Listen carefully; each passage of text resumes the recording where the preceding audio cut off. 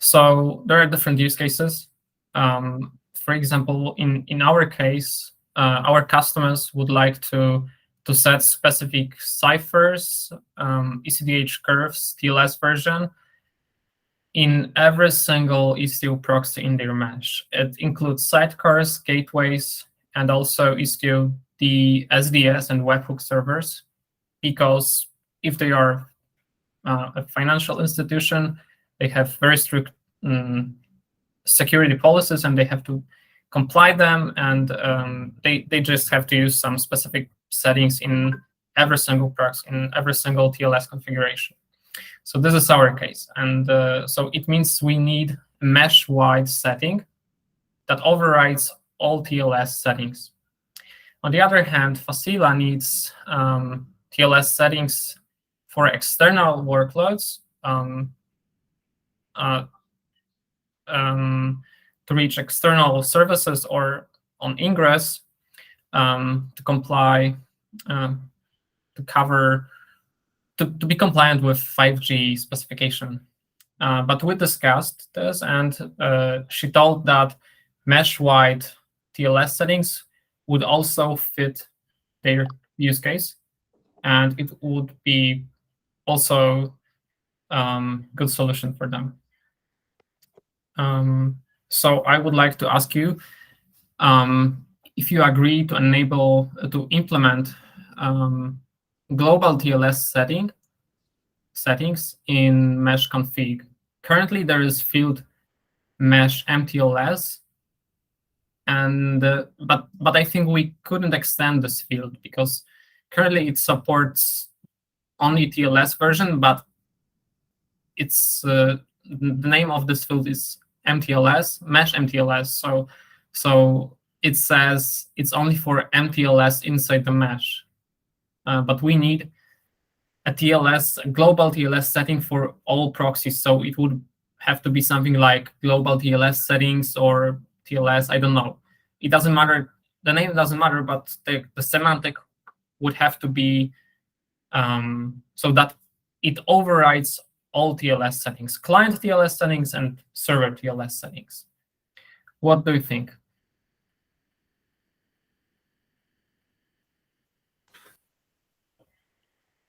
I have some concerns at the very least about the control plane settings.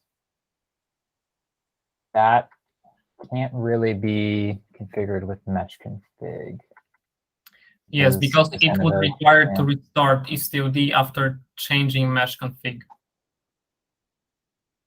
Right, and we set up the servers before we even read mesh config. Can you even configure the EDCH curves in Go? Yes, it's possible. We already did this in our Red Hat fork, but in a different way. But we would like to change it.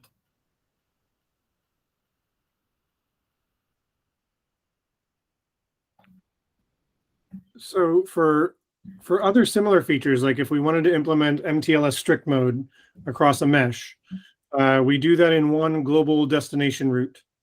Destination rule. Is there a reason that same API would not be a suitable place to select the cipher suite?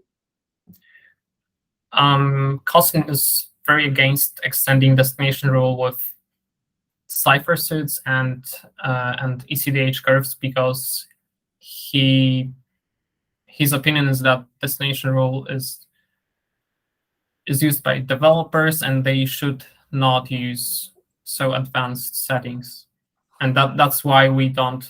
That's why Facila didn't extend destination rule and started work on mesh config because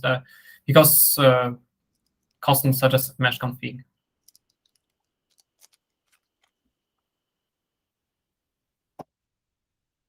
Do customers really want to set arbitrary things, or do they all want to set the same thing, which is like set to those two curves or P256 only because of FIPS? Like, is the requirement complete customization or stricter settings? Customization in our case. It's difficult to say because they usually don't say which version which settings they want to use. They expect a way to customize, because they don't expect expertise from us. They have their security policy, and they have to comply it. And so they don't ask what ECDH curves they should use, or what TLS version they should use. They just want to configure this, right? And yeah, that's it.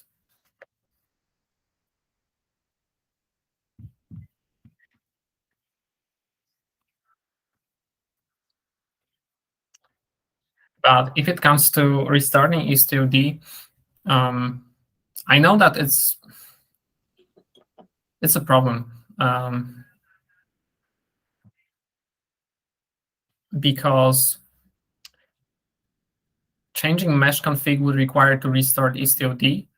But on the other hand, this is kind of configuration that is not changed often. I think it's a thing that you set once and you never change.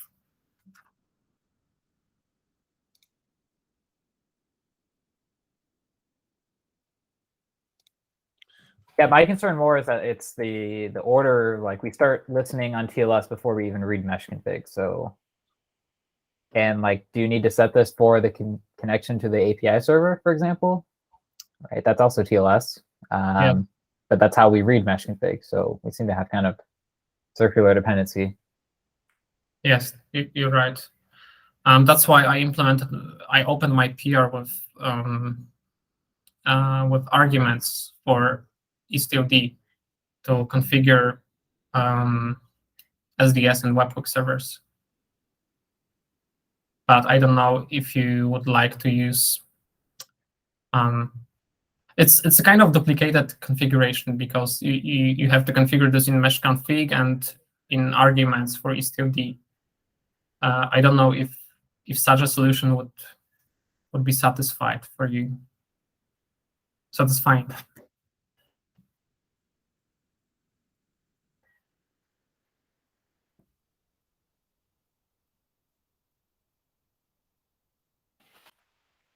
Costin, I can see that you joined. Are we ready to talk?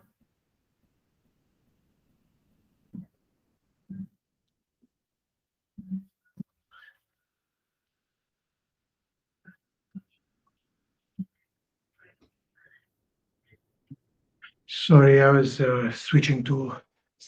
Okay, I will repeat what I told already. We agreed with Facila that an option in mesh config that would configure TLS settings globally, not only for ingress or for egress, but for every TLS configuration, would work for both us. And I wanted to discuss such an option. Yes, John, go ahead. Yeah, and one question I have. So, I mean, it's one thing to say like I need FIPS or I don't need FIPS, right? It's another thing to say I need complete customization of every aspect of TLS. Like, do these customers really? And not only they need that for ingress or egress or mesh, but they need it for all control plane communication as well. Every TLS thing, like a typical Kubernetes cluster has what, hundreds of applications: Prometheus, Grafana, Cert Manager, right? Do every single one of these applications these customers are running already support this? And Istio is kind of the last link that doesn't support these kind of cryptic TLS settings? I understand your point, to be honest, and I understand what you are concerned. I also was thinking about this, but this is the expectation of customers. They often don't want to get to know our opinion. They just want to customize this component and not to discuss about this. Why they do it. Right, but I don't think it's our job as the Istio project to listen to what customers say if they don't have meaningful requests, right? Like if their goal is, I need to set customized curves on every application, and they truly have every single application in the CNCF ecosystem they're using supports this, and Istio is the last one, maybe it makes more sense. But if they're just having BS requirements because they're bored, there's no reason to implement it, right? I'm not so concerned about like a FIPS mode. Like that's a very different story. Yeah. But the complete customization is kind of concerning. Go ahead, Costin.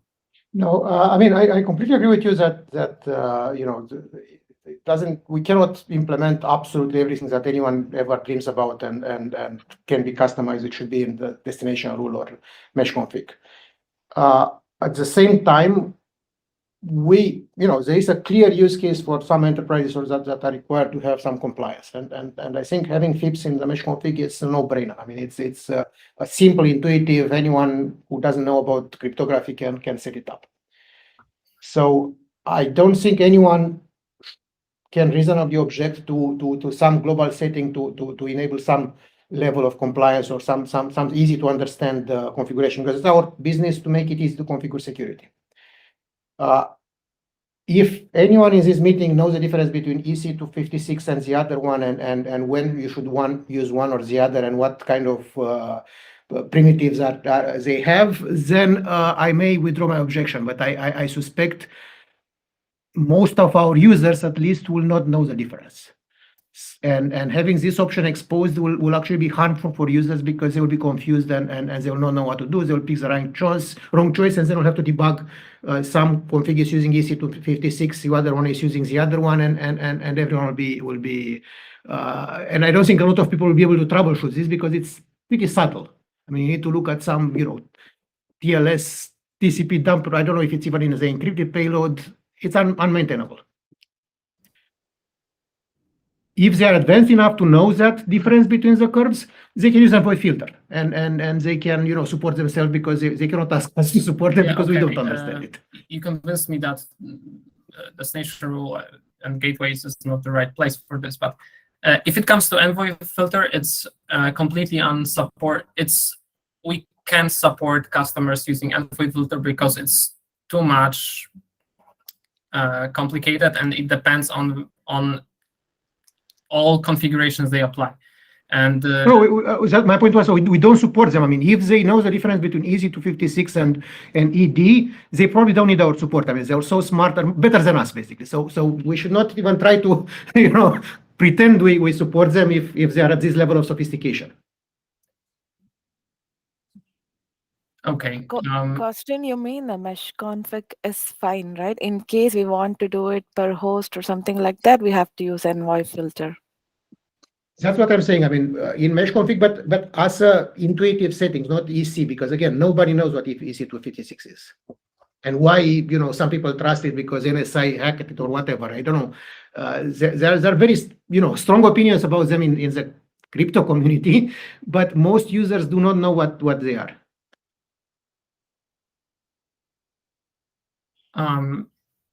In general, I agree with all of you, and I really understand you why you are concerned. But if it comes to use cases, Facila's use case requires to set specific ECDH curves, because it's specified by 5G requirements, and this is the use case. For example, that's valid. I mean, her use case, if she has a particular requirement that say EC256 only or ED only, we can have an enum with some security mode or crypto mode but if we can find out where the requirement is coming, it's regulation X in Europe, they don't trust EC256, so then we can put in the enum names that is intuitive for the people who have to deal with that regulation, because usually it's a regulation. I don't think it's people's to wake up and say I want to use EC. Yeah, you're right.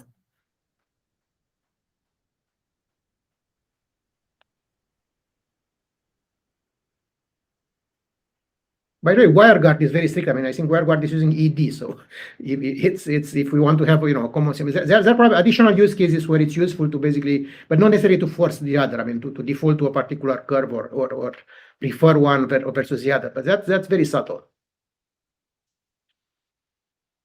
Okay, we will just use the envoy defaults as is currently, and if somebody wants to customize, then only we can use this mesh config. Would that be fine? I think if it's fine for your use case, then obviously it's fine for us. I mean, it's our concern is to not be too verbose. Okay. So what setting we could add to mesh config? Could you suggest something? question is for Sarah. I mean, what is the regulations that where is the requirement coming from? I mean, if we can. I have linked it in the Oh, comments sorry. here. Yeah. Yeah, I'm trying to find it for you here. Here we go. Yeah, I have just pasted the section also downside in Oh, another yeah, comment. that's even more less intuitive than. Yeah, here. Yeah, that one just above. Yeah, this one for TLS 1.3. Yeah, that is just from the spec I pasted from the 3GPP spec. Yeah, I don't think putting RFCA 46 is in the config is. I don't know. People who have more native but- English speaker, please. Does I mean that doesn't say like you have to use only this one. It says It whatever. should be able to, yeah, customize. So are those not the defaults already? The default is 256 and X 2551. I mean, I'm looking at the Go code, not Envoy code right now, but it looks like all the Okay. defaults specified there are present. And what's Envoy the has Envoy two defaults, P256 and X22519, something like that. Yeah, EC and ED are the most commonly used filters. I don't think Envoy supports more than those two. Envoy supports more than that, but the default values are those two. That's what I guess. I see. So that's why we wanted a mechanism to limit so that others won't use Envoy filters. And No, we cannot prevent them from using Envoy filters. I mean, we can. yeah, I wouldn't mind to have this the default. I mean, those two curves are definitely the most common ones. I mean, it's.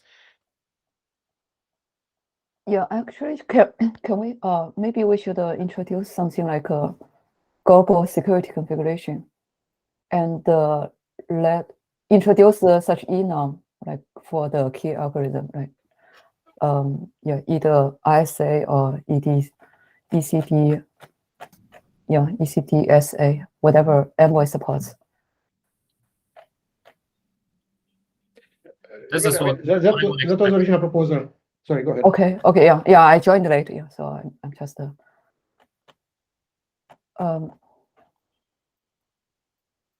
So the concern is that most users do not know what the curves are and will be confused. So if we can just have a simple setting saying FIPS compliant or you know, strict mode, or I mean something more intuitive, it will be better for the users because it's you know, less crypto expertise required to set up Istio. Yes, but it should be optional. So users who are not interested in configuring these settings should not care about this and should just skip this. Yeah, I'm fine in mesh config. I'm fine with such a setting. I mean, if we want to add it, but after we have a use case, I mean, if it's just those two curves, they can be the default. And John has a very good point actually in the comments that if in ambient we are going to support only those two curves, it will make sense to just say that's all we support and we don't support additional curves in Istio.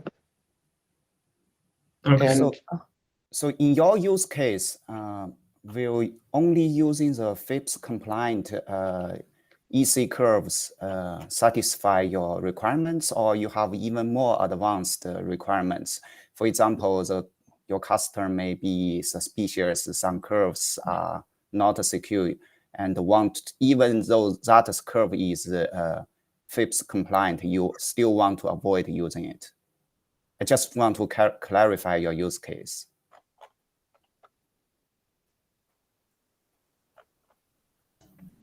Yes, John, go ahead. Yeah, one thing I want to clarify about FIPS. So we can have an option to say FIPS cipher is yes or no. In order to actually be FIPS compliant, though, you need to have a completely different build. So it's not something that you can actually have like a FIPS mode in mesh config that works, because you need a completely different build, and Istio doesn't actually ship that build. But it is still reasonable to have a setting that says use the FIPS compliant cipher suites, but that's not the same as FIPS compliance. The other thing is that while using FIPS mode by default is reasonable for inter-mesh communication because we control everything, because it's restrictive, I don't think it's reasonable as a default for ingress or egress, because that's communicating with other clients that may not use those, right? So we can have an option, but it shouldn't be the default, and it ought to be called FIPS cipher modes or curves or whatever, not FIPS compliance mode. Was kind of my 2 points. I would say is a FIPS compliance versus a FIPS certified are two different things. Claiming the FIPS using the FIPS compliant curves are fine, but FIPS certified is a totally different thing. For FIPS certified, the binary need to be certified at our lab, and that is not what Istio currently practice. And for the gateway, I agree that if you only specify, you only allow a specific curve, you may have trouble clients may have trouble connecting to that gateway because the client may not have the compliant critical curves for that gateway. I actually I think it's okay to let user specify ECD curves.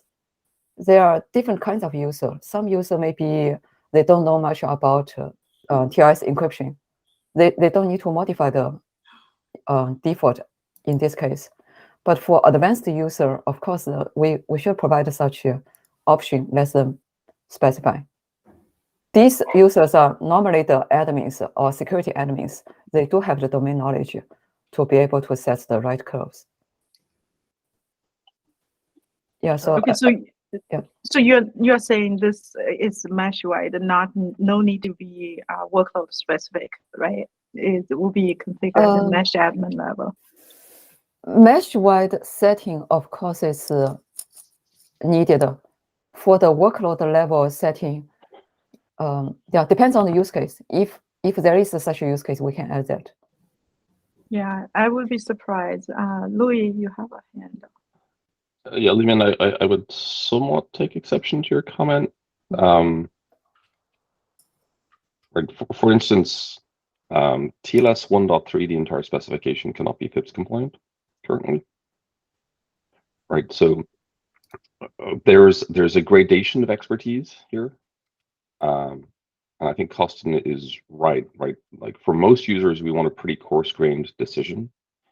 There's a very, very, very small set of users out there, right, who would have understand the meaningful difference between the curve selection, right? And likely that will be received knowledge, right, because there was some security notification, right? A CVE that was of very, very high severity that was published that we did not yet accommodate. I think that's probably the reason why, if we were to allow configuration, we would allow it at all,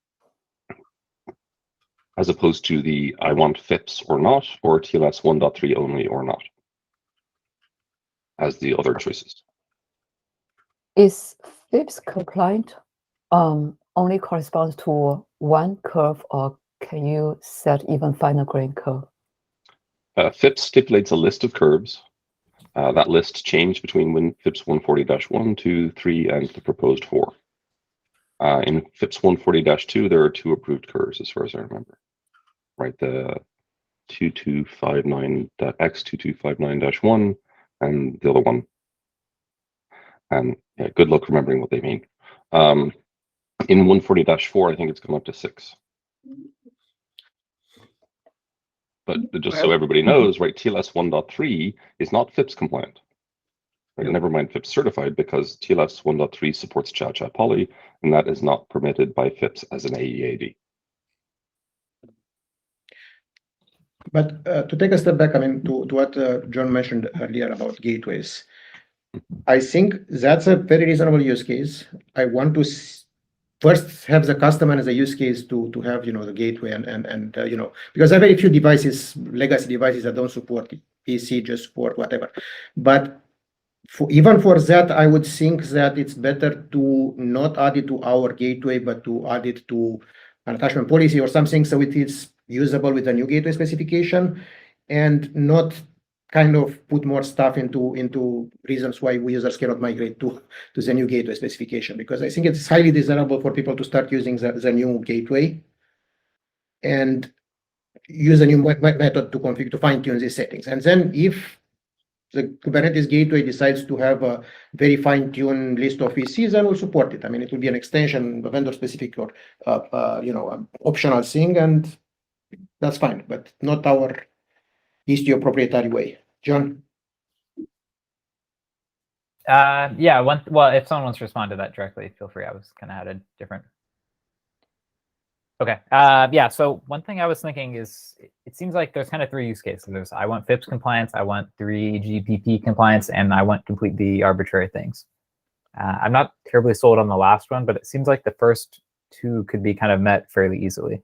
So FIPS mode is already something that is not supported by open source Istio because we don't distribute two different builds, but every vendor has a FIPS build from what I've seen. So that's kind of already a solved problem. The gap really for the 3GPP users, I think, is just that the what is it, 384 is not in the default list of cipher or curves. Can we just add all of the FIPS compliant curves by default in addition? So Envoy defaults to P256, but we could just add 256, 384, and 521 as the defaults. Does that meet everyone's needs? And then there's no config needed. If you want FIPS or 3GPP, you just use a FIPS build. If you don't care, you just use a normal build.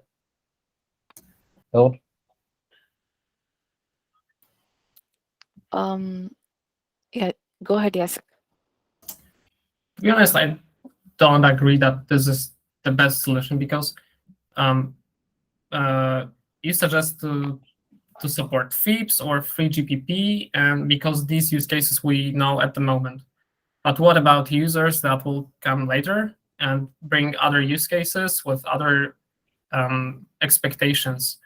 Will we support? Will we add the option to support the use case of a single bank from random country?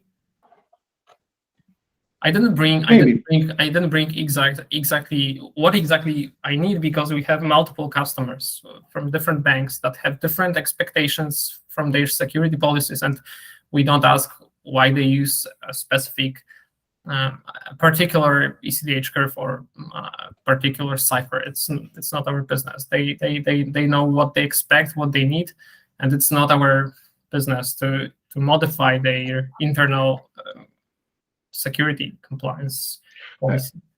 Okay, I think what John was saying is that those banks and customers are are likely to not use open source build because they are not FIPS compliant in the first place. And whatever vendor they pick to support and whatever builds, it's Google or Red Hat or whoever, they can provide customized solutions. So, if the bank has some particular requirements, the vendor can address them in their own particular builds. So it's not necessarily something that open source need to maintain and to deal with, but it's something that whoever gets the money from the bank can do it. One thing too, we've been talking about just curves, but I would imagine that they care about curves and cipher suites. And you literally cannot change the cipher suites in Envoy without a custom build if you're using TLS 1.3. So it's not even something that we could possibly have in the API to configure that, right? So that also leans towards a custom build solution. And my particular solution was that the custom builds that people should offer is ones that supports both 3GPP and FIPS. But obviously it's custom, so it could be whatever's desired. Yes, John, you had one API PR extending the cipher certs and destination rules. So in our requirements, we had even mentioned that it would be nice to have that as well. But of course, we don't want to extend the DR at the moment. So we're thinking whenever we are extending the mesh config with ECTH curves, we can add cipher certs as well there. Right. I'm saying that's not Doesn't possible. work. Yeah. The boring SSL library does not allow you to customize cipher suites in TLS 1.3, as far as I know. Yeah, the TLS specification doesn't allow you to do that. Okay, got it. The TLS specification says you must support all these cipher suites. Yeah. Okay. And you can't turn them off. Okay. So what John suggests is put all these three in the default curves, but at least from my point of view, the requirement I got is we should have an option to even limit instead of using all the three.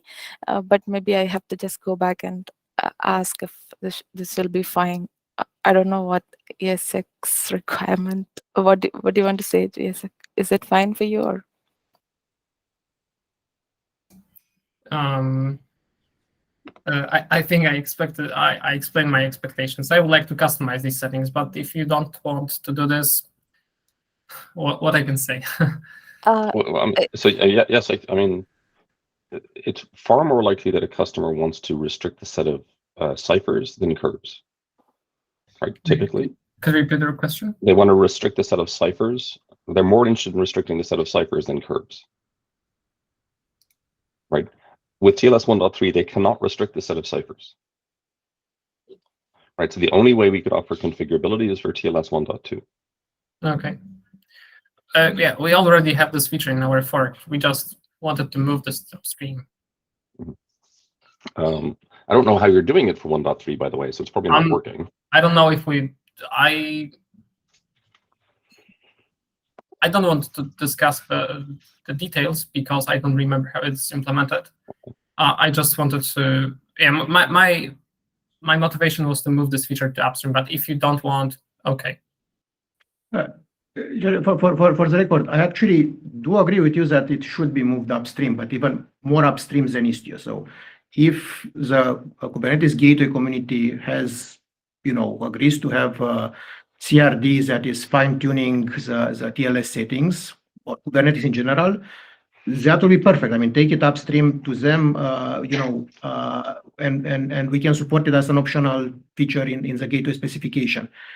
Maybe it's even, if you want to restrict the curves, maybe you want to restrict some of the API server as well and kind of have it cluster-wide applied to all the Kubernetes TLS.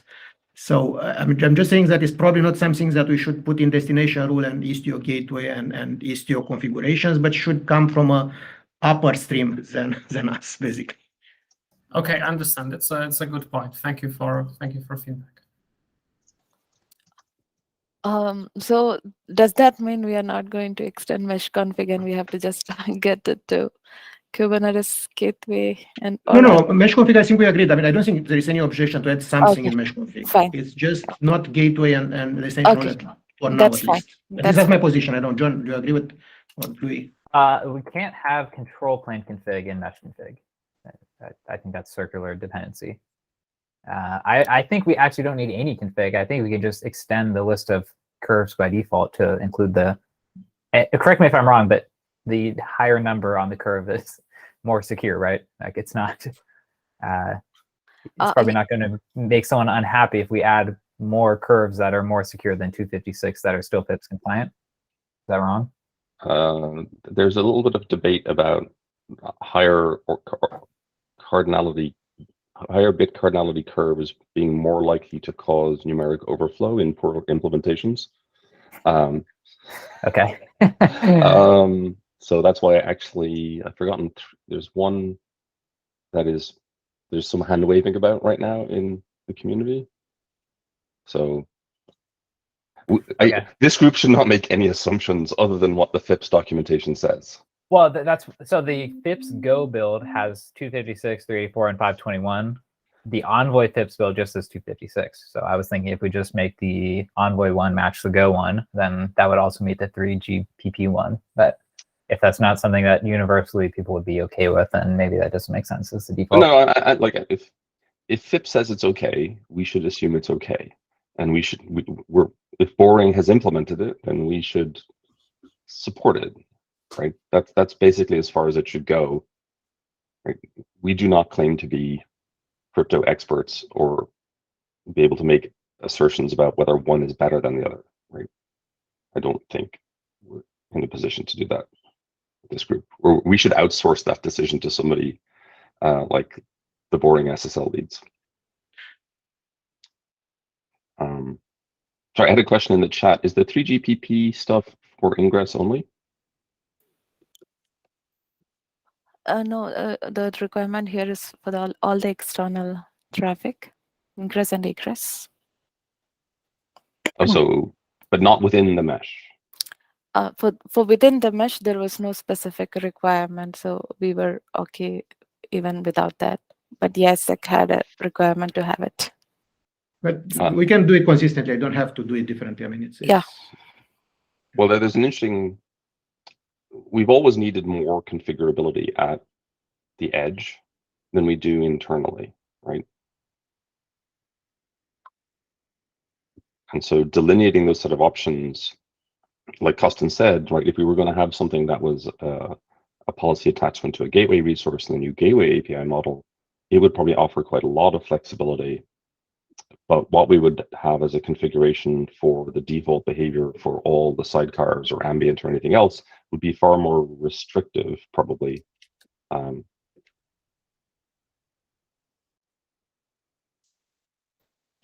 just wanted to check, Jacek, because you mentioned specific customers. Our goal has always been to try and reduce the number of choices in the Cypher world to as few but as well supported by the crypto community as possible. Right, that's the trend in TLS 1.3. Right, they removed a crap ton of stuff. Yes. And the trend is likely to be in that direction, or to maintain a very small set. And at some point, hopefully, TLS 1.3 and FIPS will come into agreement. And then that's all that we would use internally. And then maybe in the spec, whatever is mentioned, I just pasted in the chat. The section 9.1 of the RFC should be followed. So this is what it is. Only that much is there as of now for TLS 1.3. Yeah, that's why SecP 256R1 and X25519 are the defaults in Envoy, right? Yeah. Because those are in the intersection between TLS 1.3 and FIPS.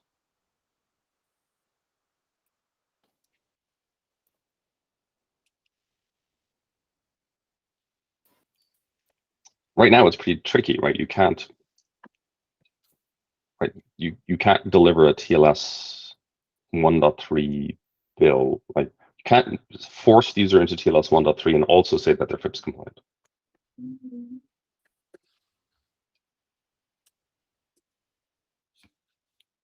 So it sounds like we have a bit of an action item to talk to the Borging SSL people to make sure that expanding our list of defaults is a safe operation. And we would expand them to reflect Go's current FIPS defaults. So it does seem like it ought to be safe. And that would meet the requirements that we have on the table today. It doesn't fix future customization problems that Jacek has talked about, but is that right?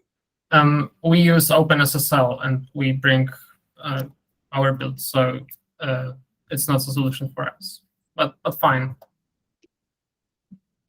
Maybe we can discuss it offline because there are more items in the agenda, and Mitch also wanted to. Yes, sure. Yeah. My item won't take long. You don't need to hurry for me. Thank you, everyone, for feedback.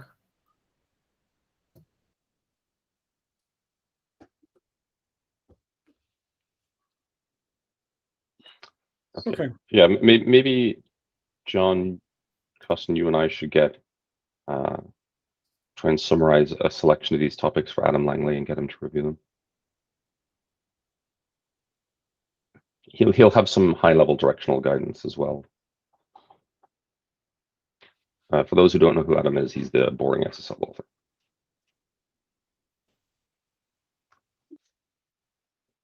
Yeah, he may know the difference between the curves. Yes, he will. But we will specifically ask you your question, Jacek, right, about recommended best practice for subsetting the set of available curves within the configuration, and the best practice for doing that in a forward-looking manner. Let's put it that way. And also in a broader matter, because he can also kind of expand the scope to, keep in mind Kubernetes and the broader ecosystem, because. Okay, thanks.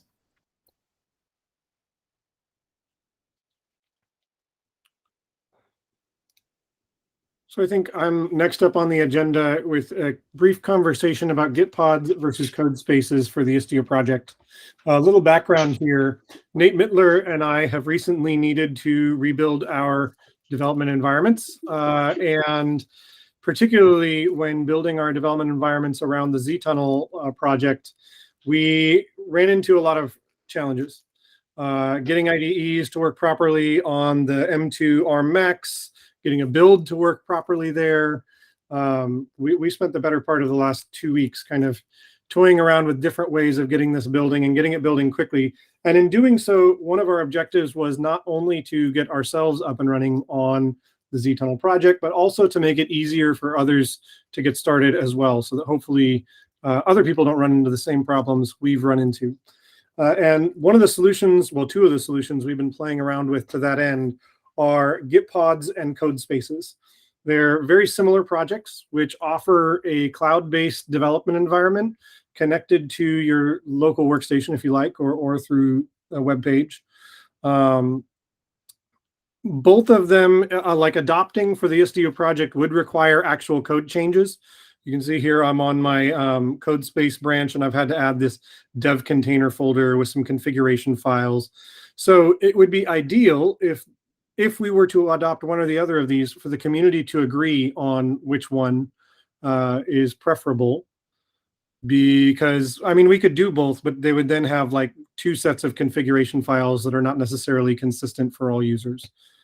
I mean, I can demo how this works. Like, I've got a code space set up, but I don't know that that's necessarily the best use of time. Costin, do you have a question? Yeah, I also looked at those two for some time, and I think that it's a good idea. I would vote for both if possible. I mean, if it's not too much maintenance. If I remember correctly, Gitpod can also be run managed, and basically you can put it in your cluster. So if I have a beefy 64, beefy cluster, I can run Gitpod there, and the other one is only on GitHub. That's the main difference, no? So they have a really interesting sort of set of abilities there. Let me switch back to because I've outlined some of the pros and cons here in our agenda. Git pods have this cool advantage of being able to run on a local Kubernetes cluster. So if you have your own Kubernetes cluster, whether it's kind or managed by some cloud provider, you can set up a Git pod provider. The downside, though, is it doesn't use, as John's pointing out in the chat, devcontainer.json, which is an open standard that VS Code and other IDEs can integrate with, so that you can run your dev environment locally. So right now, for instance, if I open up that code space branch locally on my computer, I get an option in VS Code called Open in Container. It'll spin up the container I need for development and essentially run VS Code from that container with all of the dependencies I need.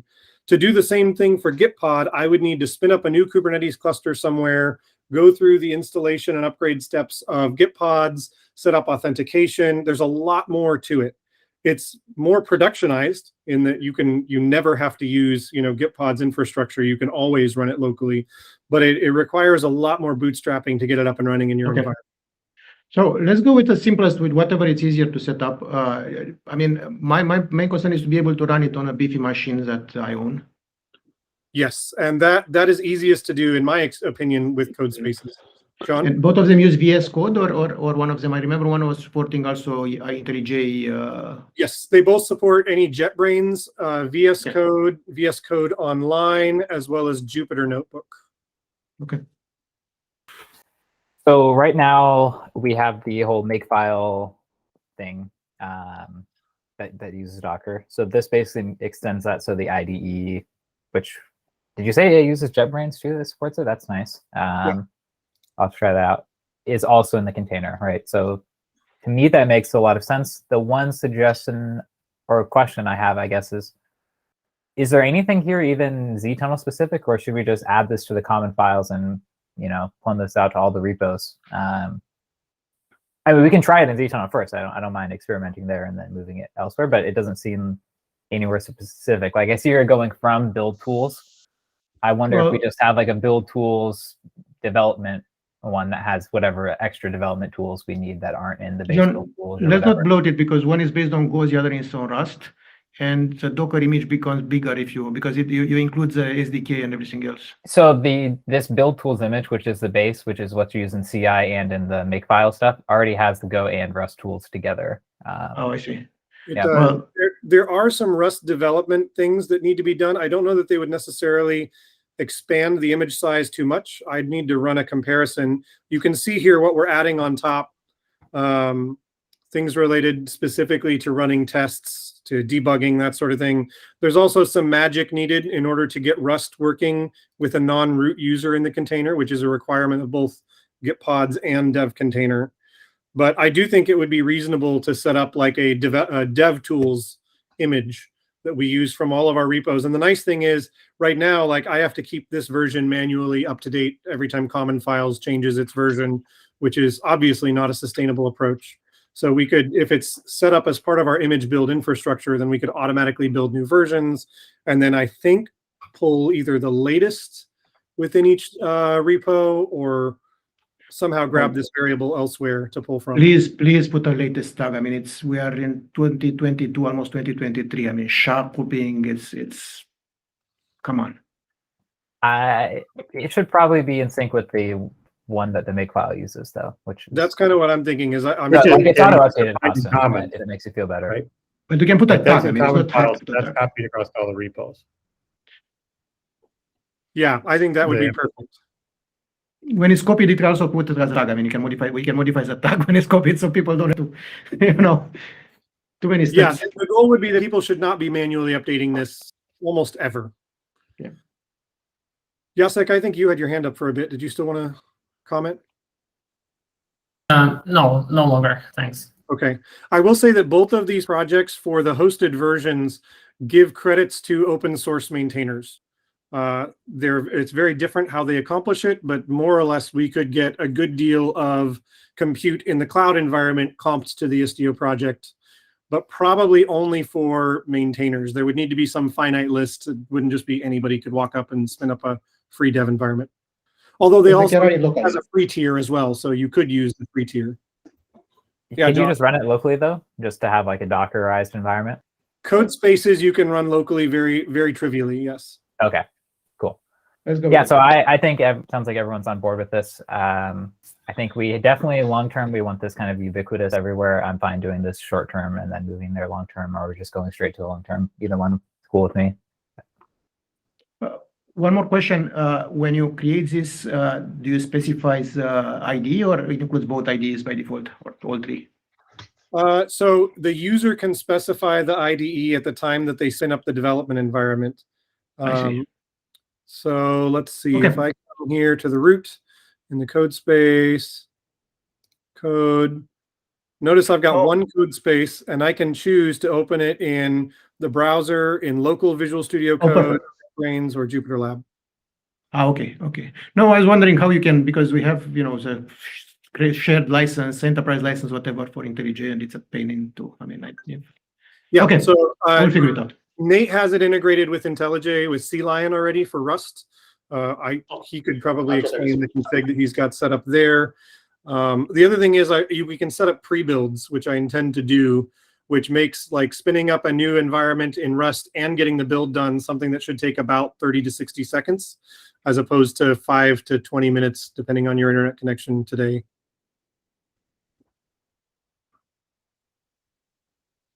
So yeah, both options will be available.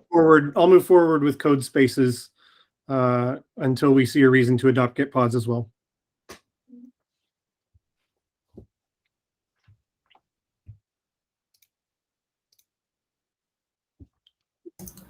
A good question in chat. What about people who don't have IntelliJ?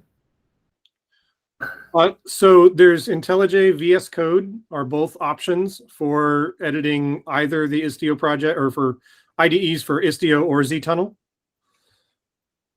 Both of them have free offerings. I think VS Code is strictly free, and IntelliJ has a community tier that is free. Okay. And then there's also, you can run VS Code in the browser, which is really cool when you're on a new box, if you're traveling or something like that and need to get a small change in. Anecdotally, I recently needed to add the user feedback survey for upgrades to the 1.16 release. And because I'm not familiar with the tools at my new job and using AWS, it took me 4 hours to get an environment up and running where I could just run the make format command, which was all I needed to run to get the PR to pass. So this would be much faster. You would be able to click, open it up just in the browser, run whatever make commands you need, which run in the build container, and then push them to your branch. You can also do code reviews from it and the like. Do you want to use this tool in all Istio projects or only in Z2Node? I think it would make sense to run it in all of them. Does that make sense Let's to start everyone? with one and then we can add it to the others. I mean, it's not. Yeah, say let's just start put it with in one. common. I'd say put it in common and run it across all of them at once. But you cannot put it in common because it's it's kind of, you have to put the dev. I mean, it's a particular location, and it's more harder to make a common one than.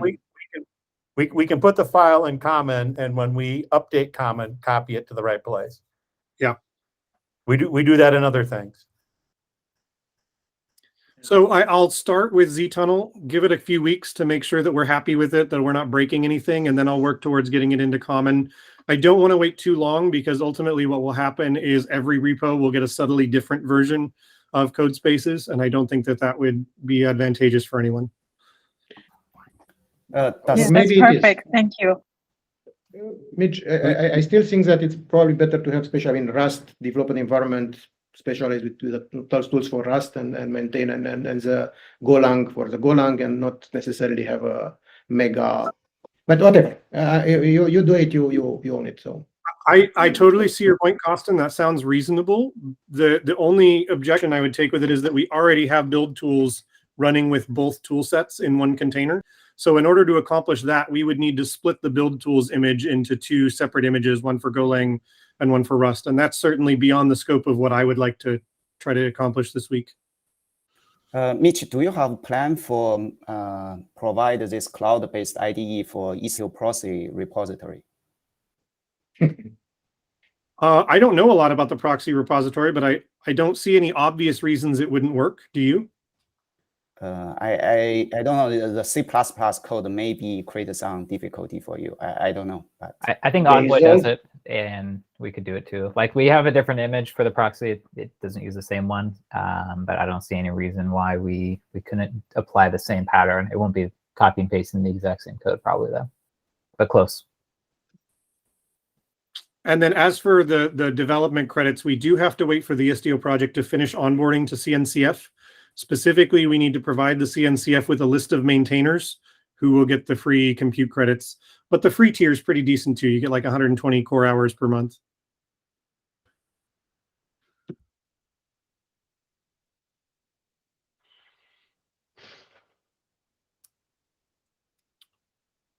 All right. Any other topics before we close out?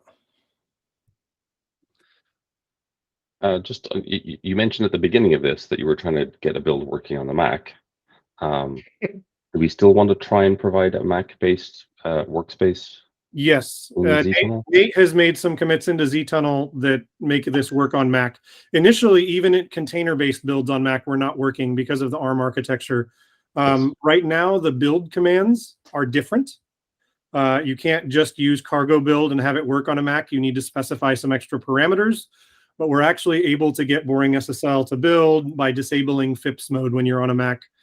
Nate can go into the details. I think he might have agenda at our next meeting for that. Okay, awesome. Yeah, Eric, ARM is exactly what we were trying to accomplish, and I think we've got it like 80% there. They work. They're a little bit different from Intel builds. We'd like to close the gap, but they're functional for the time being. You can debug and all that. All right, see everybody in 30 seconds at the ambient meeting.